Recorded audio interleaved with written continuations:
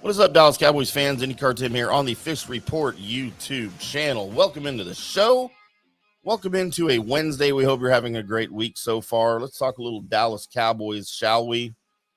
As you know, we've got another one of these lists that I talk about a lot and that I don't like a lot, but sometimes it's all you have to talk about, right? And on these lists that happen in the off season from these weird, these weird media outlets, then sometimes that's all there is to talk about. And if your guys at the top, well, it's kind of bragging rights, right? I mean, comparatively, if that's all you have to talk about, it's bragging rights.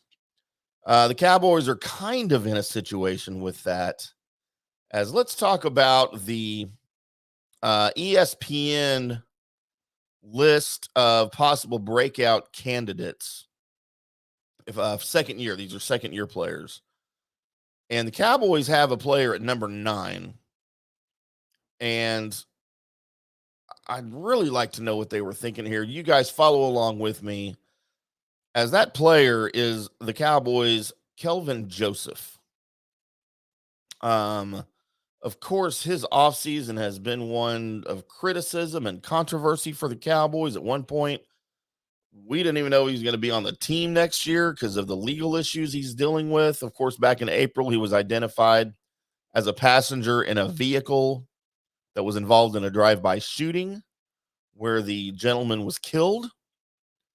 And, you know, he didn't pull the trigger, but to make matters worse, in Texas, under Texas law, parties provided possible legal issues for Joseph just because he was in the vehicle. He can almost be charged just like the shooter, just because he was in the vehicle. Apparently, that's the way that works. Whether he pulled the trigger or not, either way, it violates the NFL's personal conduct policy. Of course, it later came out from Dallas police he was not going to be charged. Good news for Joseph and the Cowboys. Of course, deepest condolences to the gentleman and his family that lost his life. Terrible situation surrounding that down there on Lower Greenville Avenue back in April. But aside from that, I don't even know that Joseph warrants any accolades or props, whatever, for his play last year. And I know I've seen a lot of people say that he shined when he was given an opportunity. I never saw Kelvin Joseph shine. I saw him play like a lost rookie playing in a game that was much faster than what he was used to. And to be quite honest, I was a little disappointed in the pick after his first year, even before the legal issues happened in April. Now, that doesn't mean he's done. That doesn't mean he can't play. And maybe that's kind of what ESPN's going for here. As a matter of fact, here's the ESPN's quote.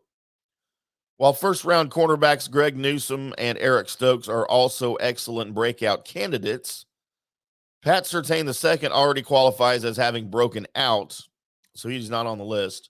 There's reason to believe the Cowboys' second-rounder is in for a big sophomore campaign, says Pro Football Focus. It took Joseph a while to see the field as a rookie in 21, but it was well worth the wait. On only 97 coverage snaps, he allowed 7 catches on 15 targets for 49 yards with 2 pass breakups, end quote. All right. That tells a good story. I also saw a lot of plays that he was on the field when his guy was wide open and didn't get thrown the ball. I also saw a lot of plays where Kelvin Joseph completely blew his coverage and happened to be in the right place at the right time on a guy he wasn't even supposed to be near. I saw a lot of plays where Kelvin Joseph looked absolutely confused and lost in a defense that he was supposed to be able to pick up pretty quick. Again, doesn't mean he's done and he can't play. I'm just not giving him apparently the same credit a lot of other people are for his play, although very limited play and small sample size for last season. McCarthy said that he's been productive this offseason. He said that he's been there every day this offseason. And, you know, cornerback for the Cowboys, I think, is a position they're going to need to keep getting better at. You've got Trayvon Diggs, of course, who's already cementing himself as a star in the league. under Dan Quinn in his second year. Joseph needs to do the same. Anthony Brown, of course, is the other starter.